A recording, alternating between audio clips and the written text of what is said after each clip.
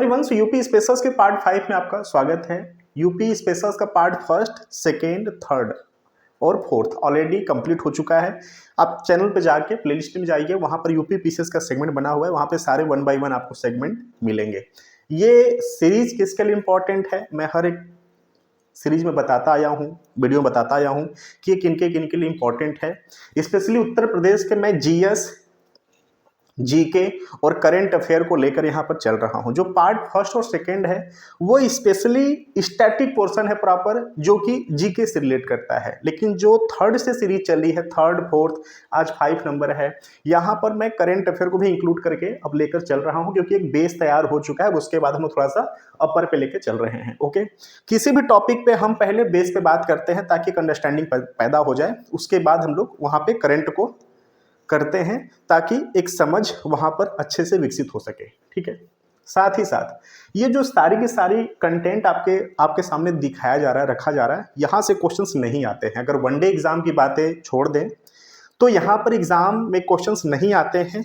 यहाँ से आपको बेनिफिट ये है कि जब भी कोई आपसे मुद्दा पूछा जाता है तो आपका जब बेस आपको पता होता है तो वहां से आप आंसर को रिलेट कर पाते हो, करेक्ट आंसर तक जा पाते हो। इसका बेनिफिट बस इतना ही है। ओके, और जिस भी स्टेट का एग्जाम दे रहे हैं वहां पे एक कॉन्फिडेंस लेवल भी बिल्डअप हो जाता है। जब हम बेस को किए होते हैं वहां पे हमें समझ पैदा होती है उस स्टेट के बारे में। तो ठीक है, सो पार्ट 5 है आज का। अभी का जो ये शुरुआत है ये हम प्रमुख जनजातियों से शुरू करेंगे। आज के वीडियो में प्रमुख 2 से 3 मुद्दों पे हम लोग बात करेंगे, जिसमें से एक मुद्दा है प्रमुख जनजातियां। तो स्टार्ट करते हैं, पहले हम बैकग्राउंड में बात कर लेते हैं, उसके बाद चलते हैं एडवांस पे।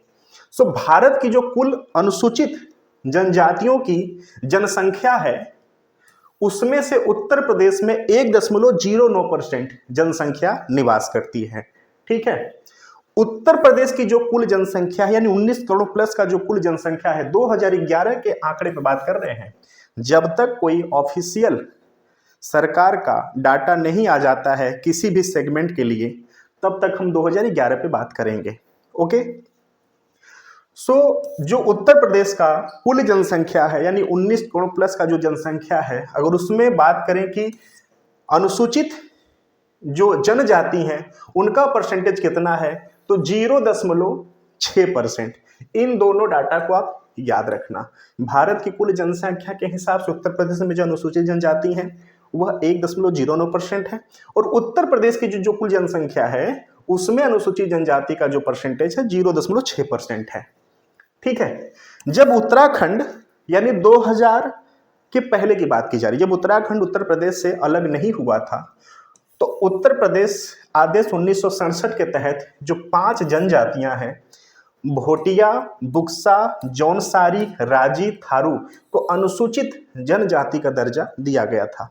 जब उत्तराखंड अलग हुआ, हालांकि उत्तरांचल के नाम से अलग हुआ था, फिर उसका नाम उत्तराखंड रख दिया गया था। तो जब उत्तराखंड पृथक हुआ 2000 में, तो 2003 के संशोधन के आदेश के द्वारा जो 10 अन्य जनजातियां हैं उनको अनुसूचित जनजाति का उत्तर प्रदेश में दर्जा दिया गया। ठीक है, उत्तर प्रदेश में पाई जाने वाली जो प्रमुख जनजाति समूह हैं उसमें गोंड समूह, खरवार समूह, सहरैया, बैगा, अगरिया, पनखा, पनिका, चेरो, भुइयां, भुइनिया, पटारी, परहिया आदि आते हैं। इसके अतिरिक्त भोटिया, बुक्सा या भोक्सा, जौनसारी, राजी, थारू, माहीगीर जो जनजातियां या समुदाय हैं, यहाँ पर कतिपय स्थानों पर अत्यल्प संख्या में पाए जाते हैं। ठीक है, जनगणना 2011 के अनुसार गोंड समूह उत्तर प्रदेश का सबसे बड़ा जनजाति समूह है। ये प्लीज आप नोट डाउन कर लेना। Uttar Pradesh PCS, UP RO, ARO, lower PCS और वनडे एग्जाम का सबसे फिक्स क्वेश्चंस ये है, लगभग हर एक साल के अंतराल पे क्वेश्चंस आया है कि जो उत्तर प्रदेश है, उत्तर प्रदेश का 2000, अभी तो जनगणना 2011 का ही यूपी में लेकर चला जा रहा है, बिहार में वही नया जनगणना हुआ है जो जाति जनगणना के नाम से पॉपुलर हुआ है। यूपी में ऐसा कुछ नहीं, तभी 2011 के ही स्टैटिक डाटा को लेकर चलेंगे। तो 2011 के हिसाब से जो गोंड समूह है यूपी का सबसे बड़ा जनजाति समूह है। ठीक है, इसके बाद खरवार समूह और थारू समूह है। तो याद रख लेना, पहला पे गोंड समूह, जो सेकंड है वह क्लियर, जो सेकंड नंबर पर है वह खरवार समूह और थर्ड पे थारू समूह आता है। पहले पे गोंड है, सेकंड नंबर पर खरवार है, थर्ड नंबर पे थारू है। ठीक है, उत्तर प्रदेश के जालौन एवं अयोध्या जिलों में एक भी जनजाति नहीं पाए जाते हैं। ये भी आप नोट डाउन कर लो या स्क्रीनशॉट ले लो। ठीक है, जो उत्तर प्रदेश का जालौन और अयोध्या है, ये दो ऐसे जिले हैं जहां एक भी जनजाति नहीं पाए जाते हैं। अब आते हैं थारू समूह पे। उत्तर प्रदेश में थारू समूह की एकमात्र जनजाति थारू पाई जाती है। थारू जनजाति उत्तर प्रदेश के गोरखपुर के तराई भाग एवं बलरामपुर में निवास करती है। यहां पे देखिए क्वेश्चन, जब आप प्रीवियस ईयर क्वेश्चन देखेंगे तो यहां पर थारू दे देगा, जनसारी दे देगा, गोंड दे देगा। ठीक है, और दूसरे साइड में आपको ABCD करके या 1-2 नंबर करके जिलों का नाम दे देगा। आपको मिलान करना रहेगा कि कौन सा जनजाति समूह कहाँ पाई जाती है। तो ये प्लीज आप नाम याद रख लेना कि उत्तर प्रदेश में जो थारू समूह है, एकमात्र जनजाति थारू समूह है। ठीक है, जो थारू समूह है वो गोरखपुर के तराई भाग और बलरामपुर में निवास करती है। गोरखपुर और बलरामपुर में निवास करती है कौन? थारू समूह। थारू जो जनजाति है के लोग विराट वंश के संबंधित हैं। ये भी क्वेश्चन आ चुका है कि किस धर्म से, किस वंश से संबंधित हैं, तो विराट। थारू जनजाति के लोगों की शारीरिक जो संरचना है, प्रमुख विशेषताएं इस प्रकार है। कद में छोटे होते हैं, चौड़ी मुखाकृति होती है, चमड़ी का पीला रंग होता है। ठीक है, तो इनकी विशेष जो शारीरिक पहचान है, आप इसको भी याद रखेंगे। ओके, थारू जनजाति के लोगों का मुख्य भोजन चावल है। ओके, दोपहर एवं शाम के भोजन के लिए थारू लोग मिझनी और बेरी शब्दों का प्रयोग करते हैं। ओके, ये जो इनकी स्पेसिफिक रिचुअल आप इसको कह सकते हैं, रिचुअल में इनका आता है ये सब चीजें। तो एक एक सारणी बनाकर थारू हेडिंग डालकर ना ये सब सारी चीजें लिख लेंगे तो आपको वन स्पॉट में चीजें याद हो जाएंगी। ओके, थारू जनजाति के लोग अपने घरों का निर्माण लकड़ी के लट्ठों तथा नरकोलों से करते हैं। थारू जनजाति के लोगों की जो पारिवारिक व्यवस्था, वो संयुक्त परिवार की प्रथा यहाँ पर इनके बीच में है कि संयुक्त परिवार के साथ रहते हैं, यानी दादा दादी चाचा चाची के सबके साथ ये लोग एक संगठन बना के रहते हैं परिवार में।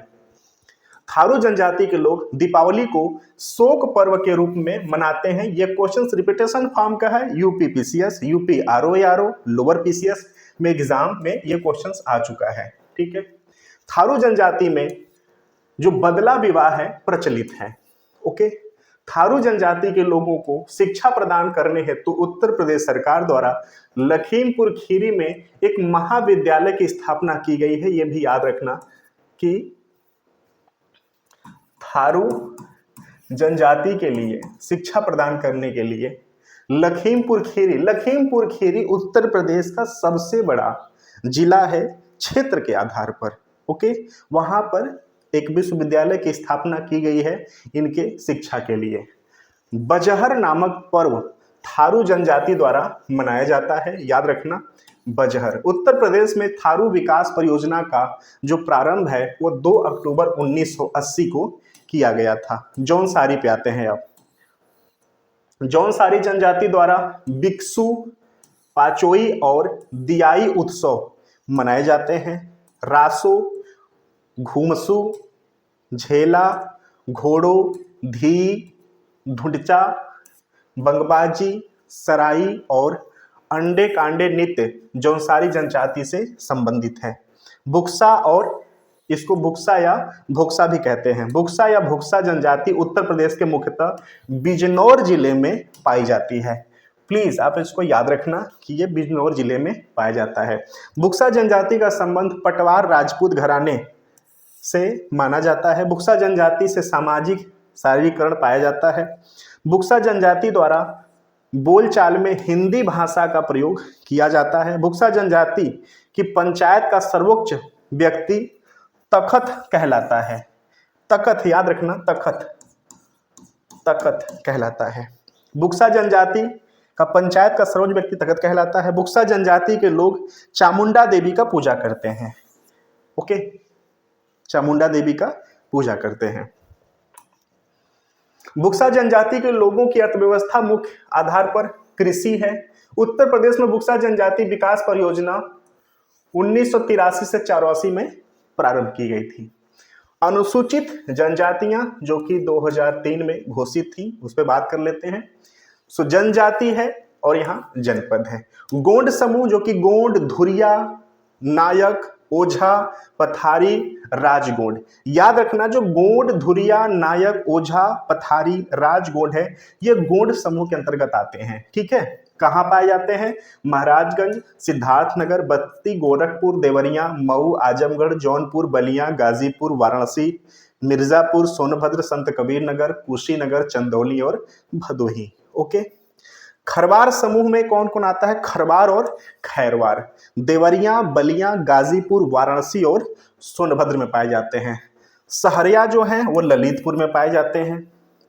परहिया सोनभद्र में, बैगा सोनभद्र में, पनखा या पनिका सोनभद्र और मिर्जापुर में, अगरिया सोनभद्र में, पटारी सोनभद्र में, चेरो सोनभद्र और वाराणसी में, भुइया या भुइनिया सोनभद्र में। ठीक है, तो इसको प्लीज आप स्क्रीनशॉट ले लो। ठीक है, एक दो बार इसको पढ़ोगे।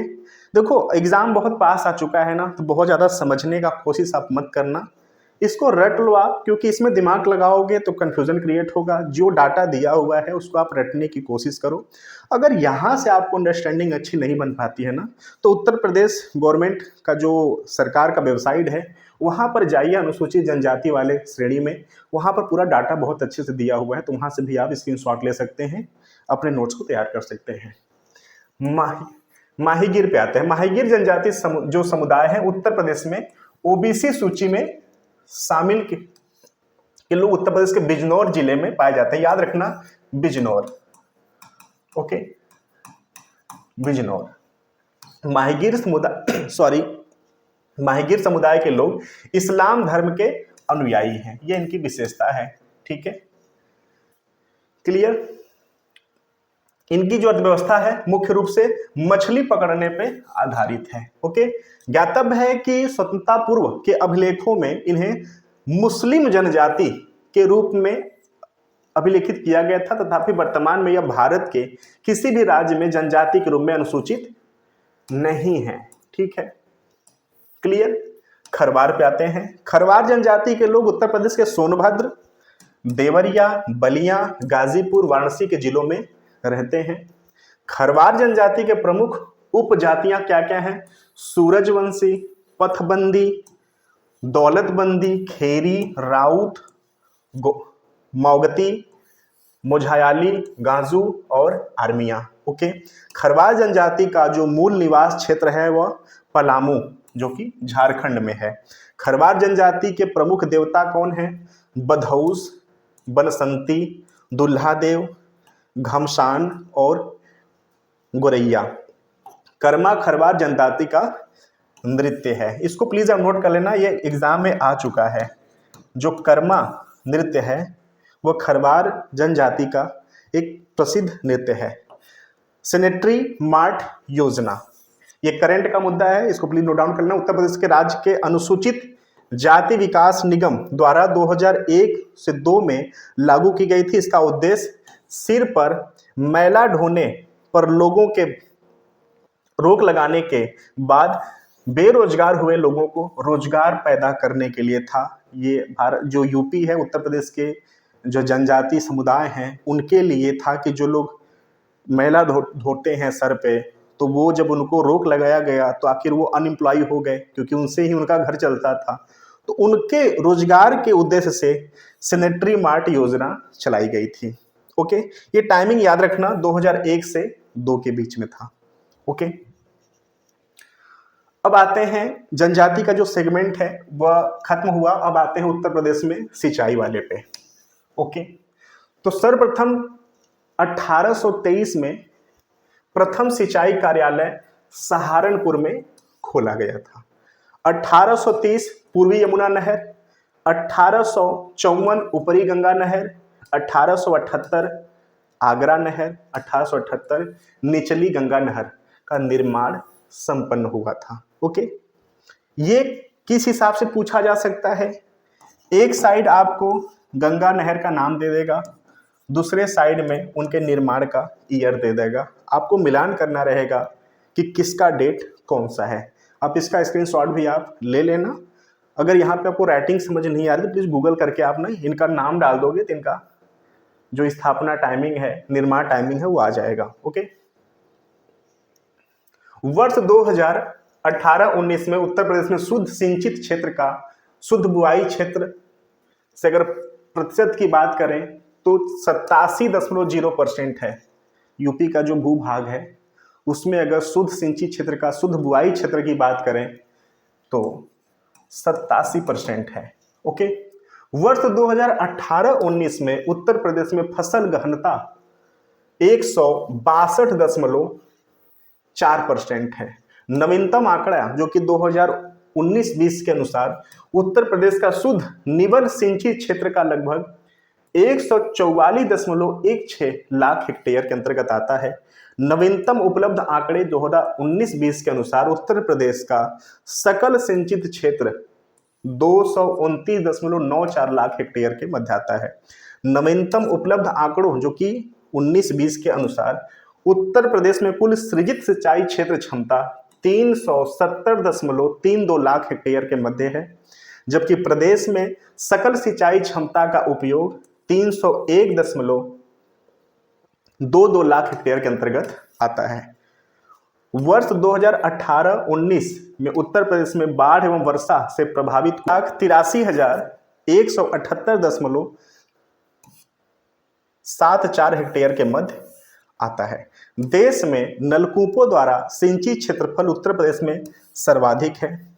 इसको प्लीज आप नोट डाउन कर लो इंपॉर्टेंट में, ठीक है, कि देश में नलकूपों द्वारा सिंचित क्षेत्रफल उत्तर प्रदेश में सर्वाधिक है। सांख्यिकीय डायरी उत्तर प्रदेश 2022 के आंकड़ों के अनुसार वर्ष 2019-20 में उत्तर प्रदेश का 15.1% भूभाग नहरों द्वारा, 73.4% भूभाग नलकूपों द्वारा, 8.6% भाग कुओं के द्वारा, 0.6% भूभाग तालाबों, झीलों एवं पोखरों के द्वारा तथा 2.3% भूभाग अन्य स्रोतों के द्वारा सिंचित होता है। ये प्लीज क्रोनोलॉजी आप याद रखना कि उत्तर प्रदेश में जो सर्वाधिक सिंचाई का माध्यम है वो सबसे ज़्यादा किससे होता है, ठीक है, किनकी प्रोबेबिलिटी सबसे ज़्यादा है, ठीक है। तो ये प्लीज़ आपको पता होना चाहिए। जो नलकूप हैं 73.4% जो भूभाग है वो नलकूपों के द्वारा उत्तर प्रदेश में सिंचाई होती है, ठीक है। तो नलकूप को पहले नंबर पे रखना। ओके, क्योंकि यहाँ पर 73.4% जो उत्तर प्रदेश में सिंचाई का माध्यम है वह नलकूप है। ओके, उत्तर प्रदेश के मेरठ, मैनपुरी, एटा, फिरोजाबाद, इटावा, फर्रुखाबाद, बुलंदशहर, लखीमपुर खीरी, सहारनपुर, अलीगढ़, बिजनौर, आजमगढ़, गोंडा, हरदोई, सीतापुर आदि जिलों में नलकूप द्वारा सर्वाधिक सिंचाई की जाती है। ये भी आपसे पूछ सकता है ना कि किस जिले में सबसे ज्यादा नलकूपों के द्वारा सिंचाई होती है, तो ये जिला आप प्लीज याद रखेंगे। उत्तर प्रदेश में गंगा घाटी के मध्यवर्ती क्षेत्र में कुओं द्वारा सर्वाधिक सिंचाई की जाती है। इसके अंतर्गत उत्तर प्रदेश के गोंडा, बहराइच, बस्ती, अयोध्या, सुल्तानपुर, आजमगढ़, बलिया, रायबरेली, प्रतापगढ़, मऊ आदि जिले में कुओं के द्वारा सर्वाधिक सिंचाई की जाती है। उत्तर प्रदेश का प्रतापगढ़ जिला अपनी भूमिगत जल क्षमता का सर्वाधिक उपयोग करता है। सांख्यिकी डायरी उत्तर प्रदेश 2022 के अनुसार उत्तर प्रदेश का जो कुल कार्यशील सिंचाई नहरों की लंबाई है 21-22 में 75,091 किमी है। सर्वाधिक नहरें उत्तर प्रदेश में पश्चिमी भाग में पाई जाती हैं। ये भी आप आंकड़ा याद रखेंगे कि जो यूपी का सर्वाधिक नहरें हैं, ठीक है, वह कहाँ पे किस जोन में पाई जाती है। पूर्वी यमुना नहर, पूर्वी यमुना नहर यमुना नदी के बाएं तट के ताजेवाला यानी यमुना नहर हरियाणा से निकाली गई है। यह नहर प्रदेश की सबसे पुरानी नहर है। ओके, याद रखना, पूर्वी यमुना प्रदेश की सबसे पुरानी नहर है। यह नहर मुगल काल में निर्मित हुई थी। शाहजहां के शासनकाल में अली मर्दान खान ने इसकी रूपरेखा तैयार किया था। ये भी आपको पता होना चाहिए। मोहम्मद शाह 1719 से 1748 के समय इसको निर्मित किया था। ब्रिटिश काल में इसका पुनरुद्धार किया गया। पुनरुद्धार के पश्चात 1830 ईस्वी में इस नहर को प्रथम बार प्रारंभ किया गया था, जो कि हमने इस पे बात किया है, डाटा पिछला वाला जो था। पूर्वी यमुना मुख्य नहर की लंबाई 197 किमी है। पूर्वी यमुना नहर प्रणाली उत्तर प्रदेश में सहारनपुर, मुजफ्फरनगर, मेरठ, गौतम बुद्ध नगर, गाजियाबाद के जिलों में सिंचाई की जाती है। इस नहर प्रणाली से निरंतर जलापूर्ति हेतु ताजेवाला बैराज यमुना नागर हरियाणा के निकट हथनी कुंड बैराज का निर्माण किया गया था। हथनी कुंड तो आपको पता हो गया होगा, अभी जो दिल्ली में बाढ़ का संकट आया था तो इसमें हथनी कुंड से ही जल छोड़ा गया था, क्योंकि इसमें जो ओवरफ्लो की स्थिति आ चुकी थी तो हथनी कुंड से जल छोड़ा गया था, तब वो पता होगा। अब तो हथनी कुंड के बारे में आप जान चुके होंगे। आगरा नहर पे आते हैं। आगरा नहर का उद्गम यमुना नदी के दाहिने तट की ओखला में है। आगरा नहर यमुना नदी के से निकाली गई है। इसका निर्माण पूरा कर इसे 1878 में प्रारंभ किया गया था। सिंचाई एवं जल संसाधन विभाग उत्तर प्रदेश की वेबसाइट के अनुसार कतिपय स्रोतों से इसका जो प्रारंभ वर्ष 1874 में मिलता है। आगरा नहर तंत्र का कुल लंबाई 1874 किमी, जबकि आगरा मुख्य नहर की लंबाई 160 किमी है। आगरा नहर उत्तर प्रदेश में आगरा, मथुरा, फिरोजाबाद, हरियाणा के फरीदाबाद और राजस्थान के धौलपुर और भरतपुर में सिंचाई सुविधा उपलब्ध कराती है। ऊपरी गंगा नहर। ऊपरी गंगा नहर का उद्गम जो स्थल है हरिद्वार, जो कि उत्तराखंड है। ऊपरी गंगा नहर प्रणाली की कुल लंबाई 6496 किमी है, जबकि मुख्य नहर की लंबाई 298 किमी है। ऊपरी गंगा नहर प्रणाली से उत्तर प्रदेश के सहारनपुर, मेरठ, मुजफ्फरनगर, गाजियाबाद, हापुड़, बुलंदशहर, अलीगढ़, मथुरा, आगरा, एटा, फिरोजाबाद, मैनपुरी, फर्रुखाबाद आदि जिलों में सिंचाई की जाती है। ओके, इस परियोजना के जो जनक हैं वो कर्नल सर पीटी काटली थे। इस नहर में प्रथम बार 8 अप्रैल 1854 को पानी छोड़ा गया था। निचली गंगा नहर। निचली गंगा नहर का उद्गम स्थल नरौरा, जो कि बुलंदशहर। निचली गंगा नहर प्रणाली की कुल लंबाई 8278 किमी है। निचली गंगा नहर का निर्माण जो कार्य है पूर्ण वर्ष 1878 में इसे शुरू किया गया था। निचली गंगा नहर प्रणाली से उत्तर प्रदेश के अलीगढ़, एटा, फिरोजाबाद, मैनपुरी, फर्रुखाबाद, कानपुर देहात, कानपुर नगर, फतेहपुर एवं प्रयागराज आदि जिलों में सिंचाई की जाती है। अब आते हैं शारदा नहर के ऊपर। उत्तर प्रदेश का सर्वाधिक लंबी नहर प्रणाली शारदा नहर है। ओके, खटीमा जल विद्युत स्टेशन जो कि उत्तराखंड शारदा नहर पर स्थित है। शारदा नहर का उद्गम स्थल बनबसा, उत्तराखंड नेपाल सीमा पर है। टनकपुर के निकट स्थित है। शारदा नहर परियोजना का निर्माण वर्ष 1918 में प्रारंभ हुआ था तथा 1928 में इससे जलापूर्ति प्रारंभ हुई थी। शारदा नहर तंत्र का कुल लंबाई 9961.3 किमी है। शारदा नहर तंत्र जो है, जस्ट वेट,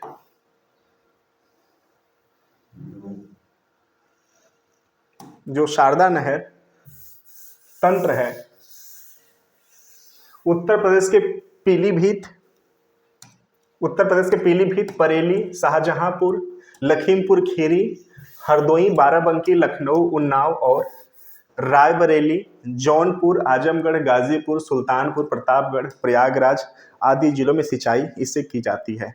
शारदा सहायक परियोजना की अगर बात करें तो जो शारदा नहर प्रणाली के निचले भाग में स्थित जिलों के जल की कमी को पूरा करने और सिंचाई और सुविधा उपलब्ध कराने हेतु घाघरा नदी के जल का उपयोग करते हेतु 1968 से 69 में शारदा सहायक नदी का निर्माण कराया गया था।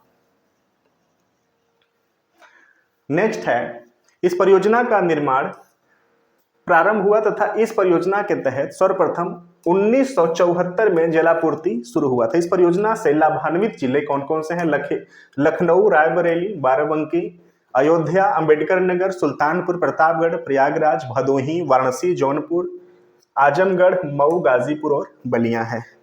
अन्य यूपी की जो प्रमुख नहरें हैं, बेतवा नहर जो कि 1885 में निर्मित हुई, द्वारा उत्तर प्रदेश के झांसी, जालौन, हमीरपुर जिलों में सिंचाई की जाती है। इससे सिंचाई के लिए प्रथम बार वर्ष 1886 में शुरू किया गया था। रामगंगा नहर से उत्तर प्रदेश के बिजनौर, अमरोहा, मुरादाबाद, रामपुर जिलों में सिंचाई होती है। सरयू नहर से प्रदेश के बहराइच, श्रावस्ती, बलरामपुर, गोंडा, सिद्धार्थनगर, संत कबीर नगर, गोरखपुर एवं बस्ती जिलों में सिंचाई की जाती है। गोकुल बैराज जो कि मथुरा में है, गंगा जल बैराज, लवकुश बैराज और आगरा बैराज पेयजल परियोजना है। ओके, ये भी आप याद रखना कि जो गोकुल बैराज है, गंगा जल बैराज है, लवकुश बैराज है, आगरा बैराज है, यह पेयजल परियोजनाओं के लिए निर्मित की गई हैं।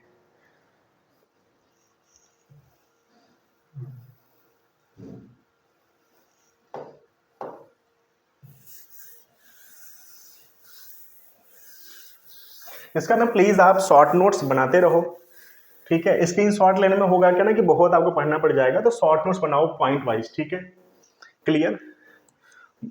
गुरसराय एवं मंदन नहरों का उद्गम स्थल मातीटीला बांध है। सपरार नहर द्वारा झांसी एवं हमीरपुर जिलों में सिंचाई की जाती है। धसान जो नहर है से हमीरपुर जिलों में सिंचाई होती है। अर्जुन सहायक परियोजना की नहरों द्वारा उत्तर प्रदेश के महोबा, बांदा, हमीरपुर जिलों में सिंचाई की जाती है। बेलन नहर द्वारा उत्तर प्रदेश के प्रयागराज जिले में सिंचाई की जाती है। नगवा बांध की नहरों द्वारा उत्तर प्रदेश के मिर्जापुर और सोनभद्र जिलों में सिंचाई की जाती है। केन नहर से बांदा जिले तथा गंडक नहर से गोरखपुर, कुशीनगर और देवरिया और महाराजगंज के जिलों में सिंचाई की जाती है। ओके, सो वो तरह पूरा का पूरा सेगमेंट जो कि कंप्लीट हुआ। अब आते हैं उत्तर प्रदेश की बहुउद्देशीय नदी घाटी परियोजना पे। ओके, सो रामगंगा जो परियोजना है थामपुर, यह रामगंगा नदी पर निर्मित है, बिजनौर के निकट उत्तराखंड में स्थित है। रामगंगा काठी बांध ये रामगंगा नदी पर निर्मित है।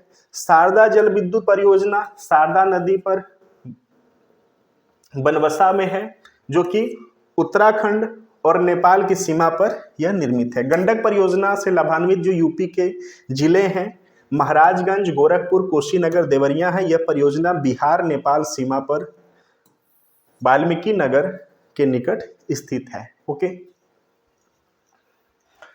मूसा खंड बांध उत्तर प्रदेश और बिहार की संयुक्त परियोजना है, जो कि कर्मनासा नदी पर बनाई गई है। गोविंद बल्लभ पंत सागर जलाशय रिहंद नदी पर पिपरी में बना हुआ है।